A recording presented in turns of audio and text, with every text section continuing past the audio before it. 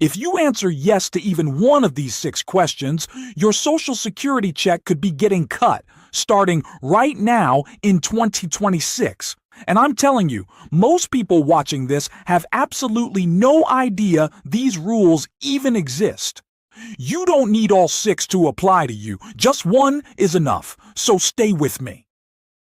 Because question 4 is the one I see catch people completely off guard. Nobody finds out about it until the letter is already sitting on their kitchen table.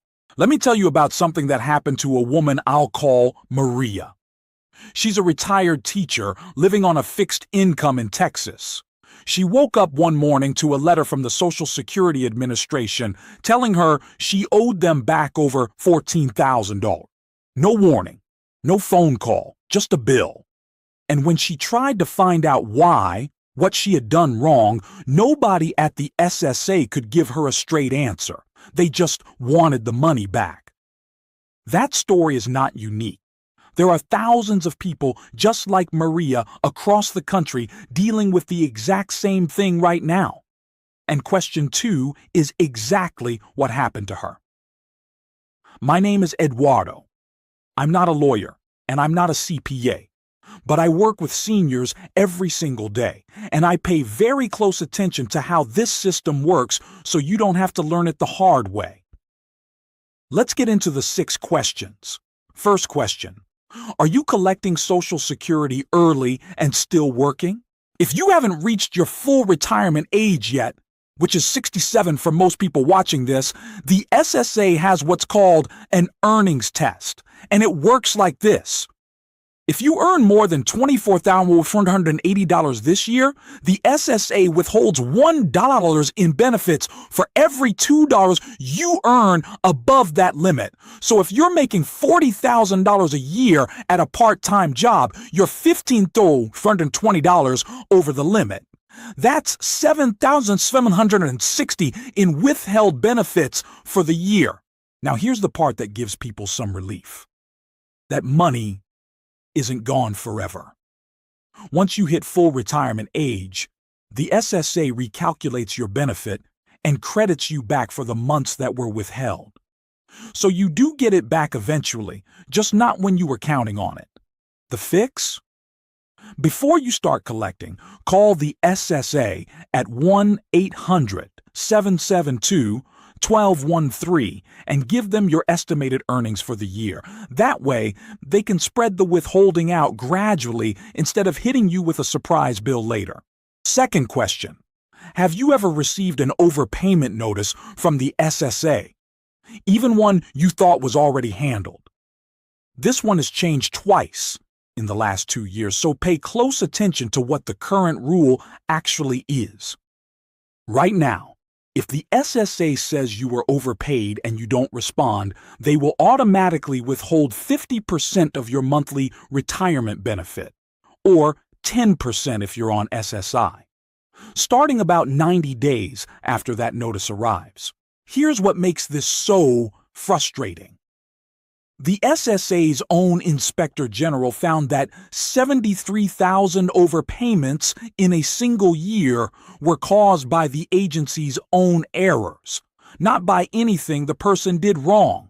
Just like what happened to thousands of people across the country who got letters demanding money back with no real explanation. If this happens to you, you have 3 options, and most people only know about one. Form SSA 561 to dispute the overpayment if you think it's wrong. Form SSA 634 to request a lower repayment rate if 50% would cause hardship. Form SSA 632BK to request a full waiver if the overpayment wasn't your fault and you can't afford to repay it. The most important thing, file something fast. While your request is pending, the SSA is supposed to pause the withholding. Speed matters more than perfection here. Third question, did you get married, divorced, or change your living situation in the past year while receiving SSI? If you got married while on SSI, the SSA now looks at your spouse's income too, even though it's not your money. This is called spousal deeming. And depending on what your spouse earns, it can reduce your payment significantly or cut it off completely. The individual SSI maximum in 2026 is $994 a month. The couple maximum is $1,291. If your spouse's income pushes you into the couple calculation, you could lose hundreds of dollars a month overnight. On the flip side, and this is something most people don't realize, getting divorced can actually increase your SSI payment because your household income drops on paper. Either way, any change in marital status must be reported to the SSA within 10 days after the end of the month it happened. Miss that window and you're looking at an overpayment notice, which brings you right back to question 2. Fourth question. And this is the one almost nobody knows about. Is a family member, adult child, or roommate helping you pay rent, utilities, or groceries while you're on SSI? The SSA calls this in-kind support and maintenance. And under current 2026 rules, if someone else is covering part of your housing or food costs, the SSA can reduce your SSI payment by up to $331.33 a month. I know that sounds harsh. Your daughter is just trying to help. Your son is covering your electric bill because he loves you. But in the SSA's eyes, that support counts as income, and it can quietly shrink your check every single month. There is one exception worth knowing. If everyone in your household receives a public assistance benefit, like SSI, SNAP, or TANF, the SSA generally won't count that in-kind support against you. If you're not sure whether your situation qualifies, ask the SSA directly. Don't guess on this one. Fifth question. Do you have more than $2,000 in countable assets as an individual or $3,000 as a couple while on SSI? Here's something that should make you angry. That limit has not been updated since 1989. If it had kept up with inflation, it would be over $5,000 today. Instead, it's frozen exactly where it was nearly 40 years ago. What counts toward that limit? Savings accounts. Certain life insurance policies with a combined face value over $7,500 and retirement accounts you can access. What doesn't count? Your primary home and one vehicle. The tricky part is that the SSA checks your resources on the first day of every month, so a tax refund, a birthday gift, or an insurance payout that lands in your account at the wrong time can temporarily push you over, even if you spend it right away. If you need to save beyond that limit, there's a legal tool called an ABLE account. As of 2026, anyone whose disability began before age 46 can open one. The first $100,000 in that account is completely excluded from the SSI resource count. That's one of the only legitimate ways to build a financial cushion without risking your eligibility. Sixth question. Did you forget to report a change to the SSA? Income, address, marital status, living arrangement, within the required window. The rule is 10 days after the end of the month the change happened. That's it.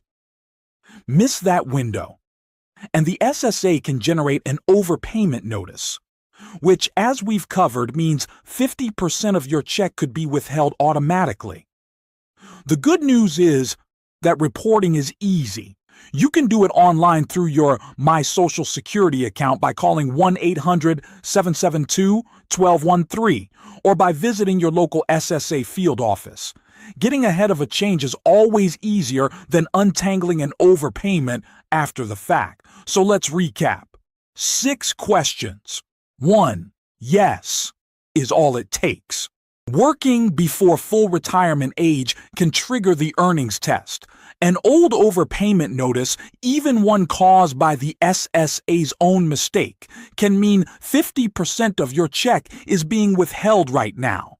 A marriage or living change can trigger spousal deeming on SSI. Family help with rent or food can quietly reduce your payment by over $300 a month. A resource limit frozen since 1989 can catch people off guard, but an ABLE account can legally protect up to $100,000. And missing a 10-day reporting window can create the very overpayment that costs you the most. These are the active rules right now in 2026. The SSA is not going to call you and walk you through which ones apply to your situation. That's what I'm here for.